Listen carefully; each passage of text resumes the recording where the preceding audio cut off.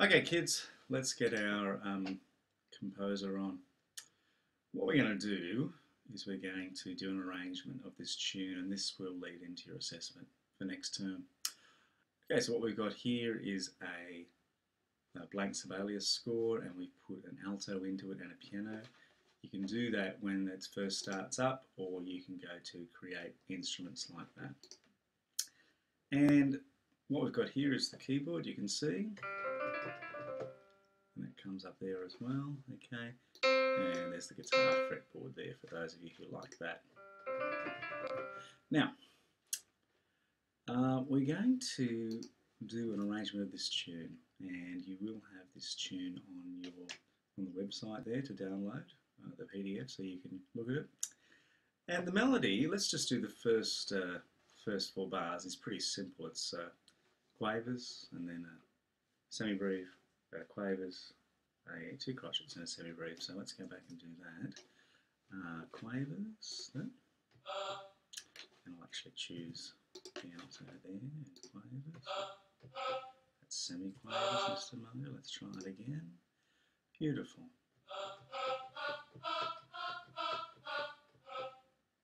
And this one here, I can't remember what note it is. What note is it? It's a D. Beautiful. And so we're going to do a D like that. And this one here is quavers. And then crotchets. Beautiful. That's the first four bars there. And we can listen to it if we want.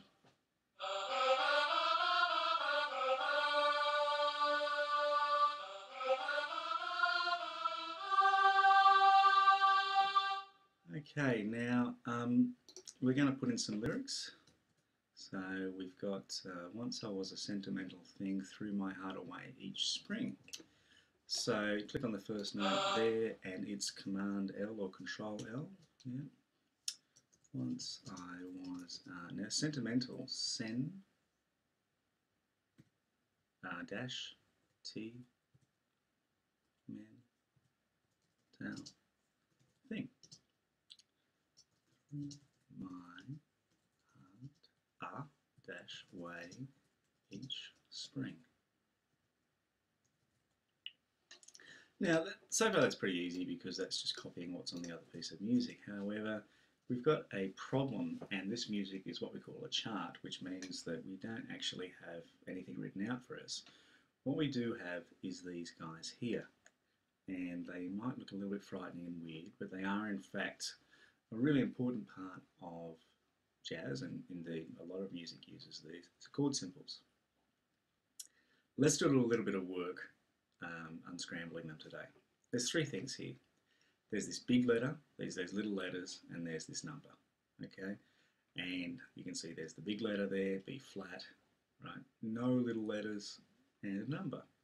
Big letter, little letters, number, same thing here. Let's have a look at this one here. We've got a big letter, little letters, a number, and then something in brackets after it, okay? Name of the chord, C. The quality, major. The extension, 7.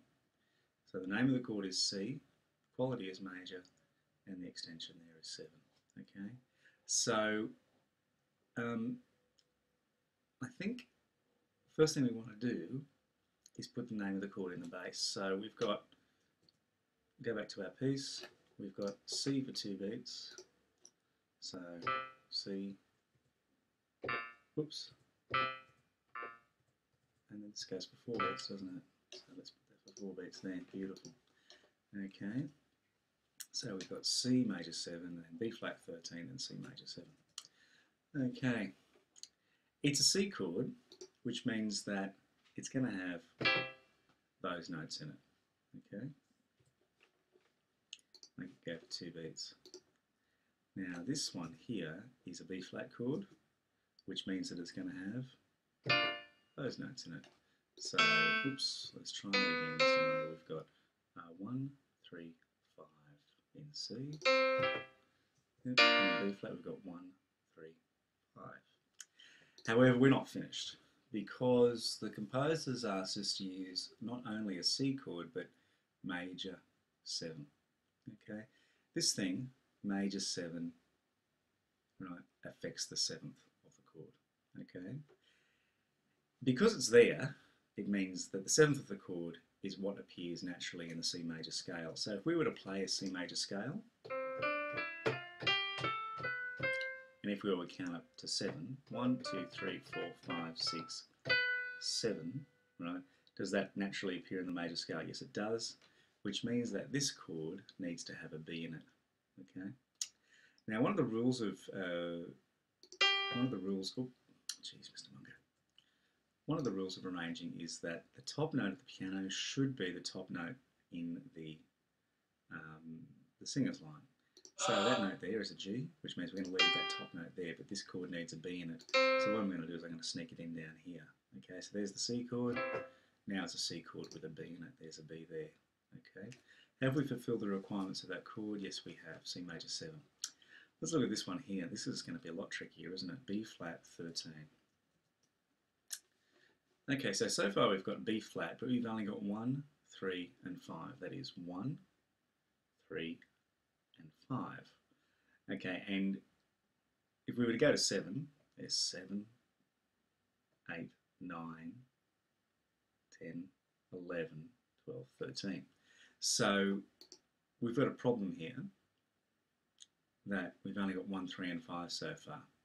And chances are we're not actually going to use those notes for whatever reason. A B flat 13 doesn't actually include the notes that are in B flat, apart from the B flat. Okay, so we've got B flat and we've got 13. The thing is, it doesn't have this little major in there, does it? Okay, when it doesn't have the major in there, and it's got a 13 or 11 or a 7 or anything, or a 9 next to it, it means that the 7th is going to be flat. Okay, if there's no little major thing, it means that the 7th is going to be flat. So if we were to take that B flat chord, we've got 1, 3, 5, and let's look at B flat major, the scale, 1, 2, 3, 4, 5, 6, 7. That's the note that appears in the major scale. However, because there's no little major thing there, it means that it's flat. There it is there. Okay, so we've got 1, 3, 5, 7, like that. So we can start by putting in the 7th, and we'll put it in down here, right? Like that. And that's wrong, of course. It should be an A flat. So I'm just going to put that up to A and then do that to it. There we go. So we've got 7, right? 7, right? Because we had 1, 3, 5, 7, and we saw that it wasn't a major. There's no major in there, so it's a flat 7, like that. So we've got that one there, 7. Let's put in a 9, so 7, that would be 8, wouldn't it, the octave? 9, 10, 11, 12, 13. Okay, so we've got 7, 8, 9, 10, 11, 12, 13. And the chord that we want is a B flat 13. So we're going to go 7, 9, 11, 13. Like that. And if we have a listen to that,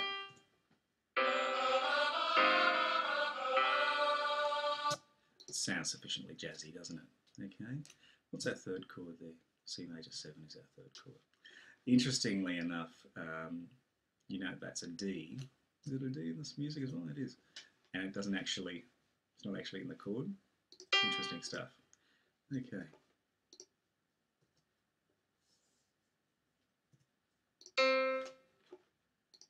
There we go. Now, the chords repeat for these bars here. Okay. This is the next chord we've got. It's in bar 5, and we'll do this one together and see whether or not you can go from there.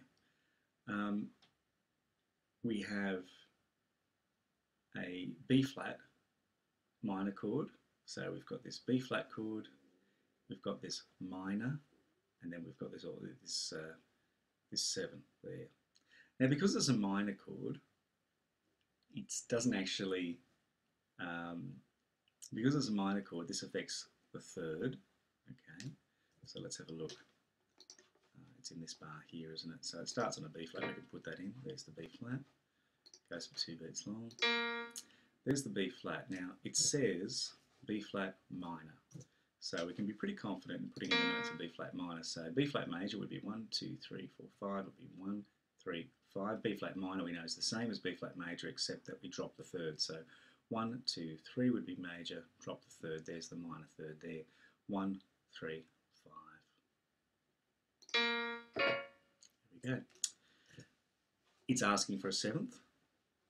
And the seventh that it's asking for is the one that's not in the scale. The reason why we know is because there's no major there. There is such a thing, by the way, as a minor major. It doesn't make a lot of sense in terms of the theory we already know. So what we're going to do is we're going to do a B flat minor 7. So we've done the B flat minor bit. Let's do the 7 bit. We've got 1, 3, 5, and now we've got 1, 3, 5, and now we want 7. Okay. There we go. Now, if we look at the melody, it's got the A flat on the top. We've got the A flat on the top as well. So let's just put that melody in so you know what I mean. It is...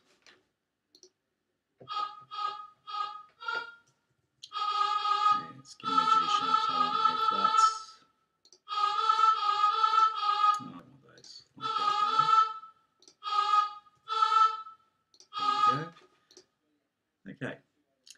That's where I want you to get up to by the end of today's lesson. Okay, there's a lot to take in there. Right, look at the video again if you don't get it, but make sure that you get it because this stuff's vital for our assessment. Good on you.